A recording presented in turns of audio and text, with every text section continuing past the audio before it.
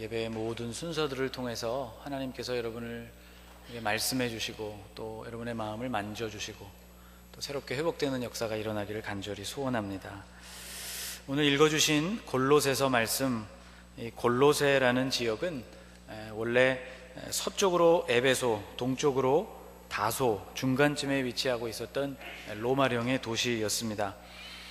다소는 바울의 출생지로 유명하지요. 여러분 앞에 보시는 지도에서 오늘날 터키 남쪽에 있는 도시, 여기가 바로 골로새입니다.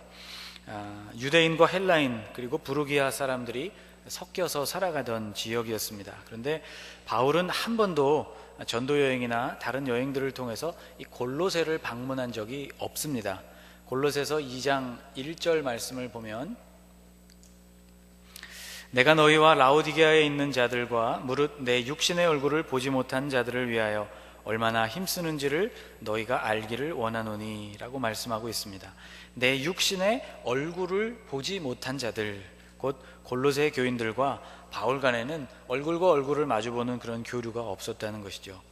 성경을 살펴보면 바울이 에베소에 머물고 있는 동안에 에바브라라는 인물이 골로새 교회를 세웠던 것으로 우리가 기록을 찾아볼 수가 있습니다.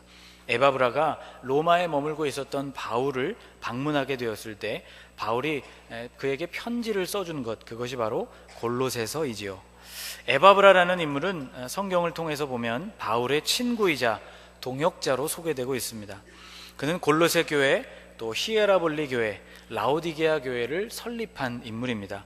골로새서 1장 7절과 8절 말씀에 보면 이렇게 에바브라를 소개하고 있습니다. 같이 한번 읽겠습니다. 이와 같이 우리와 함께 종된 사랑하는 에바브라에게 너희가 배웠나니 그는 너희를 위한 그리스도의 신실한 일꾼이요 성령 안에서 너희 사랑을 우리에게 알린 자니라. 그가 바로 이 골로새 안에서 복음을 가르치고 또 교회를 세웠던 인물이라는 것이죠. 이 골로새서를 살펴보면 이 에바브라의 방문으로 골로새 교회의 문제를 듣게 된 바울이 그들의 잘못된 철학, 유대적인 의식주의, 천사숭배 또는 신비주의 또는 금욕주의와 같은 이러한 입장들에 대해서 바울이 예수님의 말씀과 그의 신학에 입각해서 편지로 이것들을 정리해서 보낸 서신이 바로 골로새서입니다. 특별히 오늘 2장 6절부터 19절까지의 말씀에 나오는 이 말씀들의 주제를 한 문장으로 설명한다면, 예수 그리스도를 주로 받은 사람은 그 안에서 행해야 한다 하는 것입니다. 저를 한번 따라해 보실까요? 예수 그리스도를 주로 받은 사람은 그 안에서 행해야 한다. 여러분 6절 말씀이 바로 이러한 말씀을 담고 있죠. 한번 6절을 같이 읽겠습니다. 그러므로 너희가 그리스도 예수를 주로 받았으니 그 안에서 행하되. 그 안에서 행한다 하는 이 말은 세번역 성경을 보면 산다는 의미입니다. 6절 말씀, 그러므로 여러분이 그리스도 예수를 주님으로 받아들였으니 그분 안에서 살아가십시오. 예수 안에서 살아가라고 우리에게 당부하고 있는 것이죠. 사랑하는 여러분, 오늘 여러분 예수 안에서 살아가고 계십니까? 여러분 예수 안에서 살기를 원하시죠? 여러분 그렇게 원하시고 또 그렇게 살아가시는 여러분들이 되시기를 바랍니다. 자, 그러면 어떻게 우리가 예수 안에서 살아갈 수 있단 말이냐, 이런 질문을 우리가 해보아야만 하는데, 바울은 오늘 말씀에서 예수 안에서 사는 삶을 두 가지 단계로 설명해 주고 있습니다. 첫 번째 단계는 따라해 보실까요? 세움을 받는 단계. 세움을 받는 단계. 바로 이 말씀이 7절 안에 들어 있습니다. 한번 같이 읽겠습니다. 그 안에 뿌리를 박으며 세움을 받아 교훈을 받은 대로 믿음에 굳게 서서 감사함을 넘치게 하라. 그 안에 뿌리를 박고 세움을 받아, 그렇게 설명하고 있죠. 바울이 예수 안에서 사는 그리스도인의 삶을 식물이 자라는 것에 비유해 주고 있습니다. 여러분, 식물이 어떻게 자라는지 아시죠? 땅속에 심겨진 씨앗이 습기를 머금고 발화가 돼서 싹이 터서 아래로는 뿌리가 자라고 위로는 싹이 점차 올라와서 땅을 뚫고 나와서 자라나는 것, 이것이 식물이 자라나는 모습입니다. 그런데 여러분, 땅 위로 곧장 올라온 이 식물은요, 누가 그렇게 가르쳐 주지도 않았는데 옆으로 쓰러지지 않고 앞으로 넘어지지도 않고 곧장 솟아올라서 자라갑니다. 그렇죠? 여러분, 식물이 어떻게 이렇게 곧장 올라올 수가 있을까? 바로 땅 속에 심겨진 뿌리 때문이죠. 뿌리가 이 식물을 지탱해 주기 때문에 쓰러지지 않고 곧장 자라서 그렇게 자라날 수가 있다는 것입니다. 간혹 여러분, 바위 위에서 자라나는 그런 나무들을 보시죠? 속장님들과 함께 지난번에 속장 위로회를 가면서 저희가 방문한 지역 방문해보지는 못했는데 그 주변에 있는 한 10개 정도 되는 절경을 이렇게 사진으로 펼쳐놓은 것을 보았는데, 그 중에 아주 굉장히 인상 깊었던 사진 중에 하나가 돌로 되어 있는 산 정상에 바위 위에 소나무가 아주 멋있게 자라있는 그런 사진을 보았던 기억이 있습니다. 여러분, 바위 위에 씨앗이 떨어져도 그렇게 바위를 붙들고도 자라나더라고요. 참 대단한 생명력입니다. 그런데 여러분, 바위 위에 씨앗이 떨어져서 바위를 통해서 자라나는 경우에도 씨앗이 자라날 수 있으려면 최소한 뿌리가 바위 틈새를 파고 들어갈 수 있어야만 살 수가 있습니다. 바위가 너무 견고해서 또 틈이 없어서 바위 틈으로 뿌리가 들어가지 못하는 경우라고 하더라도 적어도 뿌리가 바위를 단단히 붙들고 있어야만 그 식물이, 그 나무가 제대로 자라날 수가 있다는 것이죠. 이것은 비유입니다. 우리가 예수 그리스도 안에서 살아가는 그 삶이 영적으로 제대로 살아가기 위해서는 우리도 뿌리를 내리고 살아야 한다는 것이죠. 여러분, 우리가 어디로 뿌리를 내려야 하겠습니까? 여러분, 우리의 뿌리를 누구에게로 내려야 하겠습니까? 바로 예수 그리스도, 그분에게로 뿌리를 내려야만 한다는 것이죠. 6절과 7절 말씀을 보면 이렇게 말씀하고 있습니다. 그러므로 너희가 그리스도 예수를 주로 받았으니 그 안에서 행하되 그 안에 뿌리를 박으며 세움을 받아. 세움을 받는 일, 영적으로 우리가 겨우 서게 되는 그 일도 그리스도 예수 안에 뿌리를 박는 일이 없이는 결코 영적으로 설 수 없다는 그런 말씀인 것이죠. 여러분 그리스도 예수 안에 뿌리를 내리셨습니까? 아멘이십니까? 여러분, 예수 그리스도 안에 뿌리를 내리시게 되는 것을 여러분 축하드립니다. 여러분, 그러면 예수 그리스도 안에 뿌리를 내린 우리는 이제 서야 한다 하는 말씀을 여러분 기억하십시오. 예수 안에서 살기 위한 두 번째 단계, 첫 번째는 뿌리를 내리고 겨우 서게 되는 세움을 받는 단계라면, 두 번째 단계는 믿음에 굳게 서는 단계입니다. 자, 여러분 7절 말씀을 한 번 더 읽겠습니다. 그 안에 뿌리를 박으며 세움을 받아 교훈을 받은 대로 믿음에 굳게 서서 감사함을 넘치게 하라. 앞에서 식물이 서기 위해서는 뿌리가 박혀져야 한다는 것을 말씀드렸죠. 일단 뿌리가 박히면 설 수가 있습니다. 그런데 땅 위로 올라온 식물이 계속해서 잘 자라나기 위해서는 그냥 그 선 상태로 있어서는 안 되고 뿌리도 땅 밑으로 계속 자라가야만 한다는 것이죠. 세움을 받는 단계가 겨우 식물이 서게 되는 그런 단계라면, 두 번째 단계는 더욱 뿌리를 깊게 내리고 굳게 서는 단계라는 것입니다. 견고하고 단단하게 서는 것이죠. 여러분, 이렇게 나무가 자랄 수 있기 위해서는 땅 위에서 자라나는 그러한 속도와 그러한 길이만큼 땅 아래로도 뿌리가 자라나야만 하는 것입니다. 여러분, 우리는 나무를 볼 때 땅 위로 솟아있는 가지와 그 기둥들만을 봅니다. 그런데 여러분, 실은 그 나무 밑으로 얼마만큼의 뿌리가 자라고 있는지가 그 나무가 얼마나 건강한 나무인지를 보여주는 것이죠. 뿌리가 얕게 들어간 나무는 쉽게 흔들리게 됩니다. 여러분, 앞에 사진에서 보시는 것은 우리나라에 몇 해 전에 왔던 태풍에 가로수가 뽑혀진 그러한 사진입니다. 여러분, 유독 가로수가 잘 뽑혀나가는 이유가 무엇일까요? 옮겨 심은 나무이기 때문입니다.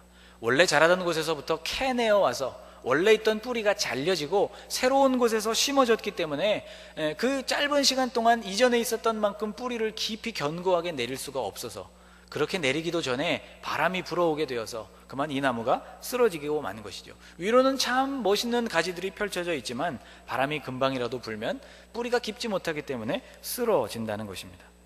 여러분, 중고등학교 시절에 용비어천가를 다 배우셨죠? 용비어천가 참 오랜만에 들어보는 말입니다. 거기 보면 이런 대목이 나옵니다. 불휘 깊은 남간 바람에 아니멜세 곧 좋고 여름 하나니. 이런 뜻이죠. 뿌리가 깊은 나무는 바람에 흔들리지 않기 때문에 꽃이 좋고 열매를 많이 맺는다, 그런 뜻입니다. 여러분, 이것이 우리의 믿음 생활에 참 중요한 원리를 설명해 주고 있는 것이죠. 세움을 받는 단계, 이것이 예수님 안에 뿌리를 내리고 겨우 이제 서게 되어진 그런 단계라면 우리는 두 번째 단계로 나아가야 하는데, 두 번째 단계란 뿌리를 더 깊이 내리고 더 견고하고 굳게 서는 그런 단계라는 것입니다. 이 믿음에 굳게 서라 하는 이 말은요, 사도 바울이 종종 자주 흔히 즐겨 쓰는 그런 표현이었습니다. 예를 들면 고린도전서 16장 13절 말씀과 같은 곳을 보면 이렇게 되어 있어요. 같이 한번 읽어보겠습니다. 깨어 믿음에 굳게 서서 남자답게 강건하라. 믿음에 굳게 서라, 이렇게 말씀하고 있는 것이죠. 또 골로새에 보낸 편지 1장 23절을 보면 또 이렇게 되어 있습니다. 같이 한번 읽겠습니다. 만일 너희가 믿음에 거하고 터 위에 굳게 서서 너희들은 바 복음의 소망에서 흔들리지 아니하면 그리하리라. 이 복음은 천하 만민에게 전파된 바요, 나 바울은 이 복음의 일꾼이 되었노라. 남자답게 서서 굳게 믿음 위에 서는 일, 또 믿음에 거하고 그 터 위에 굳게 서는 일, 바로 이것이 우리가 두 번째로 밟아 나가야 하는 신앙생활의 단계라는 것입니다. 자, 여러분, 그러면 무엇이 우리를 이렇게 견고하게 세워줄 수 있느냐? 이것이 바로 또 7절 안에 들어있습니다. 여러분, 7절 말씀을 한 번 더 같이 읽겠습니다. 이게 오늘따라 잘 안 넘어가는데요. 7절입니다. 시작. 그 안에 뿌리를 박으며 세움을 받아 교훈을 받은 대로 믿음에 굳게 서서 감사함을 넘치게 하라. 여러분, 오늘 우리가 묵상하는 중요한 진리가 이 7절 안에 다 들어있습니다. 첫 번째 단계, 뿌리를 받고 세움을 받는 단계. 두 번째 단계, 교훈을 받은 대로 믿음에 굳게 서는 단계. 그런데 믿음에 굳게 서는 단계를 설명하면서 사도 바울이 교훈을 받은 대로라고 설명하고 있죠. 바로 이 교훈, 하나님의 말씀이 우리를 서게 한다는 뜻입니다. 여러분, 나무를 지탱하는 것은 흙이죠. 그 땅 속에 있는 흙이 뿌리를 지탱하고 있고 그 뿌리 때문에 나무가 온전히 설 수 있는 것처럼 우리 믿음을 지탱하는 것은 주님이 우리에게 들려주시는 말씀이라는 뜻입니다. 여러분, 성경은 하나님의 말씀입니다. 아멘. 이 안에 여러분, 살아계신 하나님이 우리에게 들려주고 계시는 주님의 말씀이 기록되어져 있습니다. 이 성경은 또 우리 믿음의 내용을 밝히고 있는 경전입니다. 여러분, 경전을 떠난 종교는 언제나 물질과 결합하게 되어 있고, 경전을 떠난 종교는 언제나 복을 추구하는 샤머니즘으로 전락하게 되어 있습니다.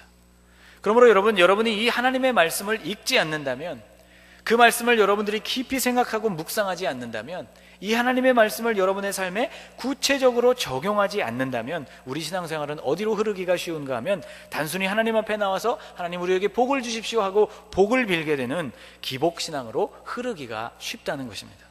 사랑하는 여러분, 이 하나님의 말씀을 여러분들이 읽게 되시기를 바랍니다. 이 안에 담긴 진리를 여러분 묵상하게 되시기를 바랍니다. 말씀을 좇아서 여러분 살아가게 되시기를 간절히 축복합니다. 광고를 이따가 드리겠습니다만은 이제 다음 주 월요일부터 우리 지방에서 사경회가 있습니다. 사경회는 감리교회의 굉장히 중요한 전통입니다. 사경, 경전을 읽는다는 것이죠. 경전을 쓴다는 것입니다. 경전과 함께하는 시간이라는 것이죠. 여러분, 성경이 우리의 경전입니다. 우리의 믿음에 대한 모든 것을 밝혀주고 있는 것이 이 기록되어진 하나님의 말씀입니다. 그러므로 여러분, 이 하나님의 말씀을 여러분 가까이 하시고 이 말씀 위에 여러분 든든하게 서가시는 여러분 신앙생활이 되시기를 축복합니다. 정리해보면 이런 것이죠. 예수 안에서 산다는 것은 첫째, 예수 안에 뿌리를 내려서 세움을 받고, 둘째, 말씀으로 더욱 견고하게 서는 삶입니다. 그런데 여러분, 우리가 이렇게 세움을 받고 견고하게 서는 일은 우리가 이렇게 귀로 듣는 것처럼 그렇게 쉬운 단계가 아닙니다. 왜냐하면 우리의 원수가 우리가 그렇게 견고하게 세워지도록 내버려 두지를 않기 때문이죠. 오늘 본문에 의하면 예수 그리스도 안에서 뿌리를 내리고 견고하게 자라는 일을 방해하는 일을 사도 바울이 몇 가지로 설명해 주고 있습니다. 첫째는 철학과 헛된 속임수입니다. 저를 한번 따라해 보실까요? 철학과 헛된 속임수를 멀리하자. 여러분 8절 말씀에 바로 이러한 교훈이 들어있습니다. 8절 말씀을 한번 같이 읽겠습니다. 누가 철학과 헛된 속임수로 너희를 사로잡을까 주의하라. 이것은 사람의 전통과 세상의 초등학문을 따름이요 그리스도를 따름이 아니니라. 철학과 헛된 속임수, 이것은 세상의 철학을 말합니다. 이성을 말합니다. 과학적인 접근을 말하는 것이죠. 이를테면 이런 것입니다. 자, 하나님이 우리의 눈에 보이지 않으니 하나님은 없는가 보다. 하나님이 내 삶에 경험되어지지 않으니 하나님은 계시지 않은가 보다. 마치 이런 것이죠. 여러분, 이런 헛된 말에 사로잡히지 마시기를 축복합니다. 여러분, 눈에 보이지 않는다고 해서 존재하지 않는 것이 아니죠. 그런데 우리는 눈에 보이고 경험된 것만을 있는 것으로, 존재하는 것으로, 진리로 받아들이는 경향이 있습니다. 여러분, 알래스카에 가보셨나요? 알래스카에 가보면 이 빙하를 만나게 됩니다. 여러분, 빙하가 있죠? 빙하가 있습니까, 여러분? 빙하 만져보셨습니까? 다녀오신 분들도 물론 계시겠지만, 빙하는 없어. 내가 만져보지 않았고 내 눈으로 보지 않았기 때문에 빙하는 없는 거야. 여러분, 이렇게 말할 수 없는 것이죠. 우리가 가보지 않았지만 그곳에 빙하는 존재합니다. 추운 곳이 그곳에 존재한다는 것이죠. 하나님이 존재하지 않는 것, 내 눈에 보이지 않고 경험되지 않았기 때문에 하나님이 없다고 말하는 것은 그래서 참 어리석은 생각입니다. 여러분, 철학과 헛된 속임수, 과학적인 접근으로 하나님을 발견할 수 있다고 여러분 생각하는 이 모든 세상의 논리로부터 여러분 온전히 벗어나서 자유하게 되시기를 주님의 이름으로 축복합니다. 두 번째, 우리가 그리스도 안에 뿌리를 내리고 견고하게 서는 일을 방해하는 것은 전통과 형식에 얽매이는 삶입니다. 바로 예수님이 이것을 여러 차례 우리에게 경고해 주셨죠. 오늘 본문에도 16절 이하에 이렇게 말씀하고 있습니다. 같이 한번 읽겠습니다. 그러므로 먹고 마시는 것과 절기나 초하루나 안식일을 이유로 누구든지 너희를 비판하지 못하게 하라. 이것들은 장래일의 그림자이나 몸은 그리스도의 것이니라. 절기와 안식일이 중요한 전통이고 형식이기는 했지만은, 그러나 여러분, 이것 자체에 얽매이기 시작하면 생명이 없는 삶이 되기가 쉽다는 말씀입니다. 형식과 전통에 매이기 시작해서 생명을 잃어버린 이러한 사람들을 예수님이 참 자주 많이 지적을 하셨습니다. 신약성경에 보면 바리새인들과 율법 교사들이 주로 주님의 이러한 비판을 받았던 사람들입니다. 그들은 마치 가면을 쓰는 것과 같이 살아서 이중적인 생활로 신앙생활을 하고 있어서 겉으로는 율법을 다 준수하고 지키는 것 같지만 그들의 내면은 여전히 변하지 못했고 여전히 하나님과 관계가 없는 삶을 살아가고 있어서 예수님께서 그들의 이중성을 지적하신 것이죠. 여러분, 신앙생활은 교회에 왔다 갔다 하는 생활이 아닙니다. 저를 한번 따라해 보십시오. 신앙생활은 교회를 왔다 갔다 하는 것이 아니다. 신앙생활은 예수님과의 관계이다. 아멘. 여러분, 신앙생활은요, 예수님과의 관계를 말하는 것입니다. 내가 얼마나 수십 년 동안 교회를 다녔느냐, 그 교회 다닌 경험이 우리의 믿음을 말해주는 것이 아닙니다. 지금 내가 예수님과 어떤 관계에 있느냐, 이것이 여러분 신앙생활인 것이죠. 그러므로 예수님과 연결되어져서 살아가는 사람들에게는 하나님의 생명을 공급받아 살아가게 되는 것이고, 교회는 다니고 있지만 하나님의 생명이 없이, 주님과 관계없이, 상관없이 교회만 왔다 갔다 하는 사람의 그 삶에는 자람도 없고 생명도 없다는 것이죠.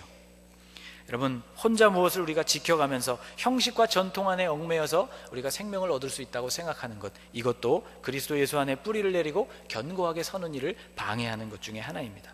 세 번째, 우리를 방해하는 것은 머리이신 그리스도에게 붙어있지 않은 잘못된 신앙입니다. 오늘 본문 18절과 19절이 우리에게 그것을 설명해 주고 있는데요, 같이 한번 읽겠습니다. 아무도 꾸며낸 겸손과 천사 숭배를 이유로 너희를 정죄하지 못하게 하라.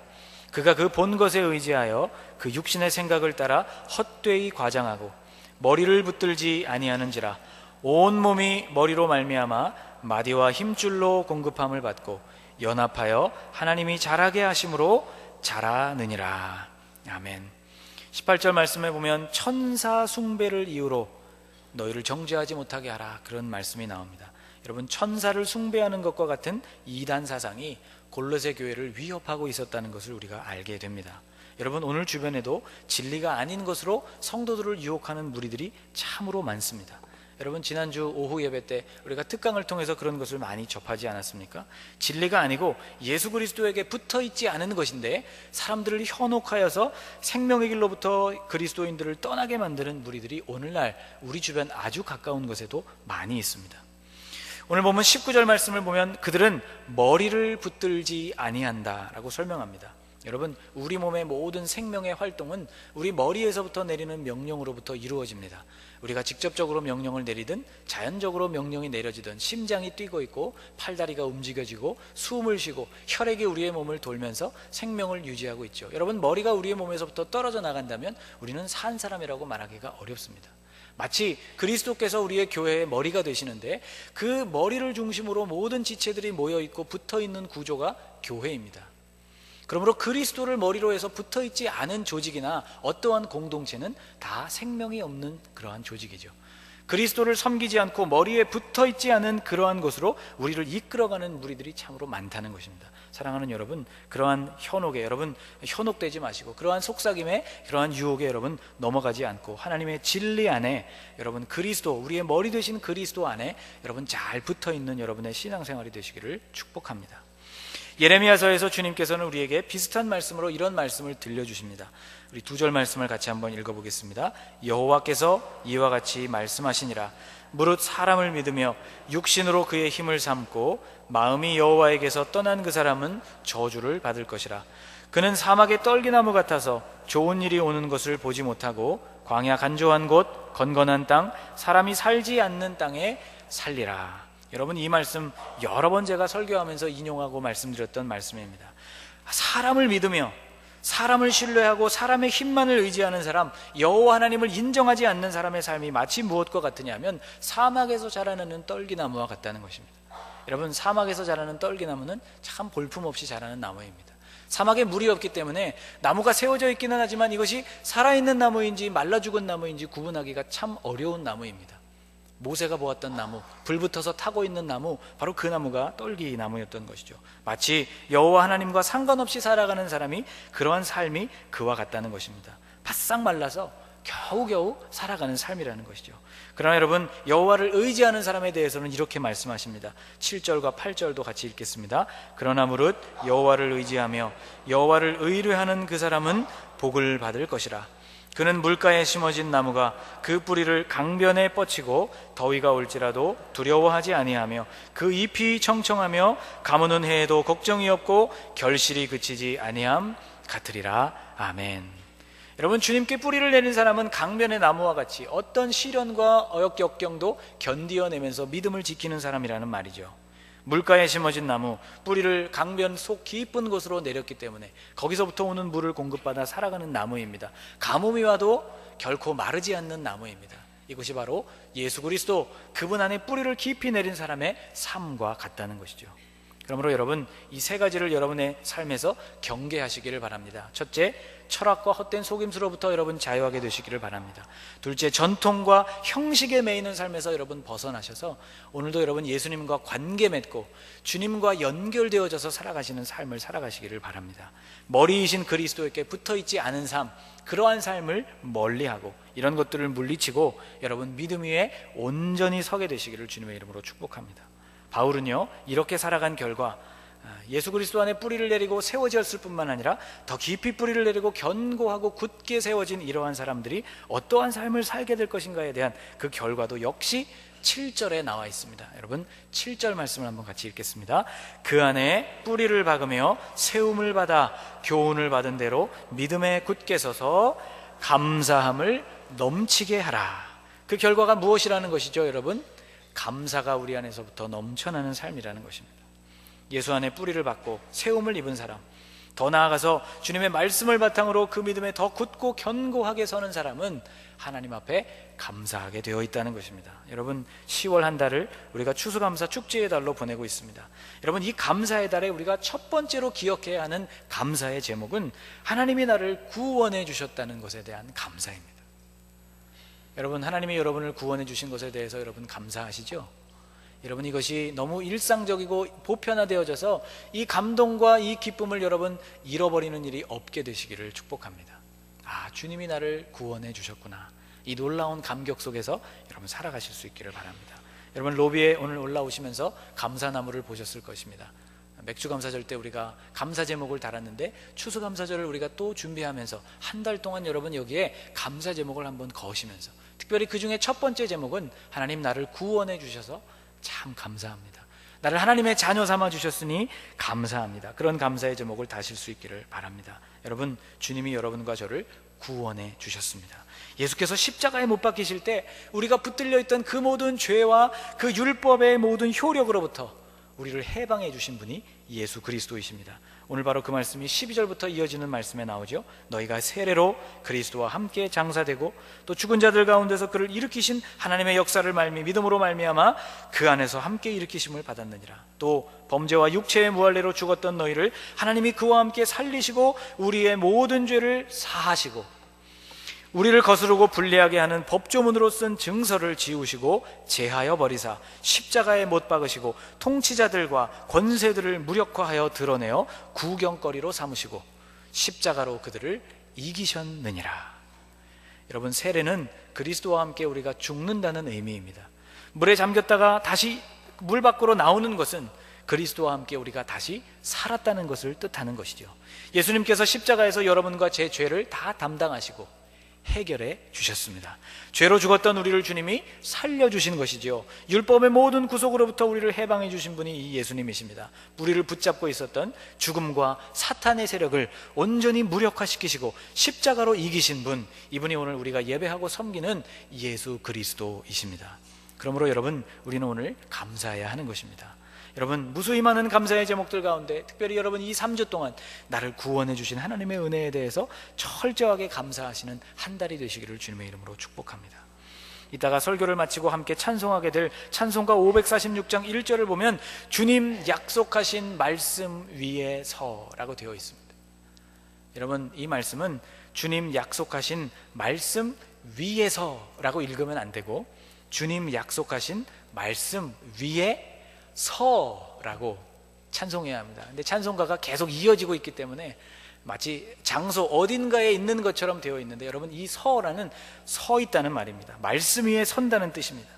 여러분, 예수 그리스도 안에 뿌리를 깊이 내리고 믿음으로 굳게 서시는 여러분들이 되시기를 축복합니다. 감사가 충만한 한 달이 되시기를 주님의 이름으로 축원합니다. 우리 한번 이 시간 합심해서 같이 기도했으면 좋겠는데, 특별히 하나님, 나를 구원해 주신 것 감사합니다. 하나님의 은혜로 말미암아 내가 예수 그리스도 안에 뿌리를 내리고 그 위에 세워졌으니 이제는 뿌리를 더 깊이 내리고 견고한 하나님의 사람으로 자라게 하여 주시옵소서. 이 하나님 감사의 달에 주님을 향하여 넘치는 감사가 이루어지고 내 삶이 주님 앞에서 더 견고하게 세워지는 믿음으로 주 앞에 살아가는 한 달이 되게 하여 주옵소서. 우리 그렇게 주님 앞에 우리의 인생을 의탁하면서 한 1분만 같이 통성으로 기도하겠습니다.